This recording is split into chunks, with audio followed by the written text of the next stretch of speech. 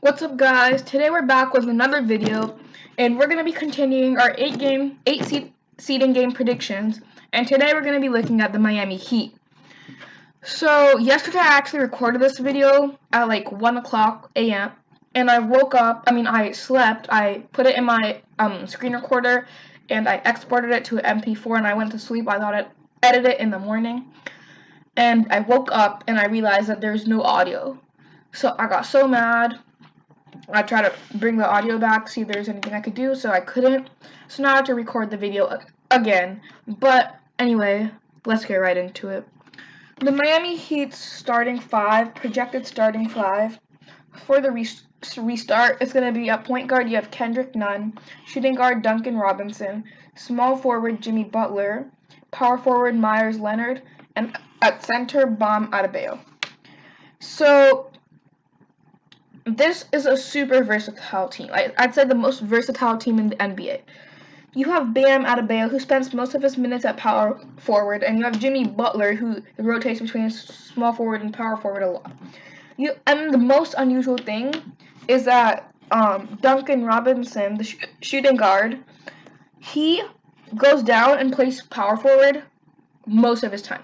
So, okay, I see small forwards can play power forward and centers can play power forward, but having a guard playing your power forward position, that's just good. Like, that's just super versatile. Like, and then off the bench you have Tyler Herro and a lot of good players. So Jimmy Butler they got from Philly, and Bam Adebayo, he just broke out this year. So let's get straight into the games. They start off with 4 of the hardest games. Like, I don't know if they'll win any. So first you have Heat at Nuggets. So this one, the Nuggets are going to be coming off of the restart game. They're going to be coming off playing against the Magic, their last restart game. Facing the Heat. And you have Nikola Jokic versus Bam, which I think Nikola Jokic is stronger. Then you have Jamal Murray versus Kendrick Nunn. Those are the Nuggets' 2 best players. They're still a very good team. I think they're going to win. So they start with this 0-1 record.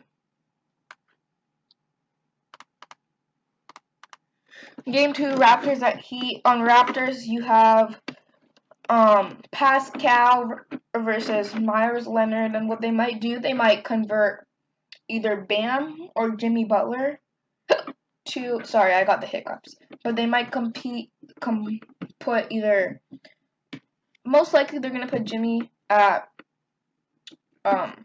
power forward to compete with Pascal, and then you have Kyle Lowry, Kendrick Nunn. That's a win matchup for the Raptors. And you have Fred VanVleet is against Duncan Robinson. Overall, you have Marc Gasol against Bam. Overall, I think that the Raptors have a much better chance of winning this game. So that's 0-2 to the Heat. Now, Game 3, you have Celtics at Heat. I've already covered this in my previous video about the Celtics. You have so many rising stars on that team. You have Jason Tatum at power forward. And they might also move Jimmy Butler to power forward for this one because Meyers Leonard can't really compete with him. And then you have Daniel Theis versus Bam, and that's one of the matchups that they'll win. And point guard, you got Kemba at Kendrick Nunn. That's a matchup for the Celtics win. Small forward, you've got Gordon Hayward, if I'm not mistaken, but I'm not sure. They'll play Butler at small forward. Shooting guard, you got Jaylen Brown against Duncan Robinson. Sorry, my hiccups are really bad.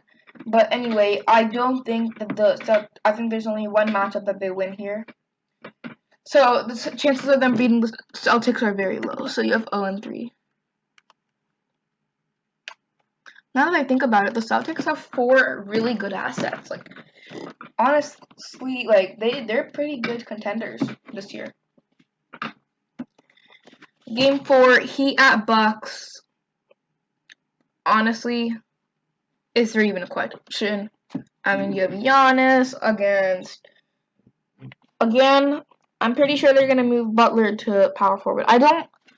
So many of the great teams that they're playing have their best players at power forward, and I feel like Jimmy Butler is going to spend the majority of his time playing power forward.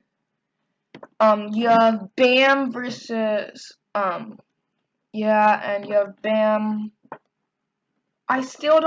They're not going to beat the Bucks. Who is the Bucks center? I actually forgot.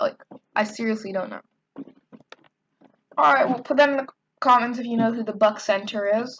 But you have Chris Middleton against Kendrick Nunn. I mean, Heat are really good in two of their positions, but I feel that they need more assets. Like, Bam and Jimmy Butler are really good, but then you have power forward, which is so many good players play there. Like, you have Giannis, you have Pascal, you have so many good players that play at power forward, and you really need a good power forward to be good in this league. Of course, you have Jimmy Butler to play power forward, but then you don't have a good small forward. So that's 0-4, which is super bad to start off with. I think Miami Heat have one of the hardest records, if I'm not mistaken. Game 5, finally, you have an easy game. The only good asset that the Suns have, they have good assets, but the only really good all-star capable asset that the Suns have is Devin Booker. That's not going to be enough. Heat are going to be boiling mad after this 4-game loss streak. That's 1-4. Pacers at Heat. Now, this is a very big question. Does Victor Oladipo play? And honestly, this is going to be Pacers are going to be the hardest to predict. I'm going to be seeing the chances of Victor Oladipo returning, which I don't know what that is. Honestly, I'll just take a guess, and my Pacers thing might be all wrong. But I think even with Victor Oladipo, the Pacers will not beat the Heat. Because Heat are still going to be needing more wins. They're not going to want to lose to the Pacers because they're right behind them. Oh, sorry, wrong record. I think the Heat will get this one. They'll just outmatch the Pacers. So that's 2-4. Game 7, Heat at Thunder. Thunder. You have Chris Paul, Kendrick Nunn. You got Steven Adams. All in all, the Thunder are a good competitor, but I don't think they're gonna win. Heat are gonna really step up their game. I really don't think they're gonna lose any of these four. I don't think they're gonna lose any of these 4 games. And same with Game 8. I don't think they're gonna win. I mean, I don't think they're gonna lose. Because even if Victor Oladipo plays, I don't think they're going to lose. They're not going to want to go a losing record. So let's go 4-4. And any other Pacers wait, let me get my pen out. Any of the Pacers games, Game 6, this one, and Game 8 could go either way. If Victor Oladipo plays, if Victor Oladipo plays, they're probably going to win one of these. But like right now, there's a good chance that he doesn't. There's also a chance that he does.